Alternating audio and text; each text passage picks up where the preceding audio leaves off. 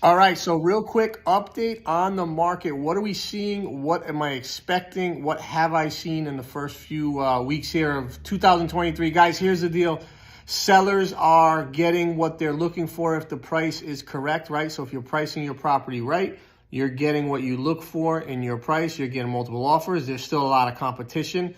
However, it's not as competitive as it was. If you turn back the clock 6 months, 12 months, it was insane. There were buyers everywhere. There were 10, 15, 20 offers. There was 50, 60 showings. So if the property sells in the first week, you're in a great position, right? You're going to get a ton of people in. Guys, if the property stays on beyond the first week, it's very, very simple. Sellers, the price is too high. Bring it down, bring it down, bring it down. Buyers, get that pre-approval back in motion. Understand your number, understand your monthly payment, understand what you qualify for. You may have been approved 4 months ago, 6 months ago, 9 months ago. Numbers are totally different, right?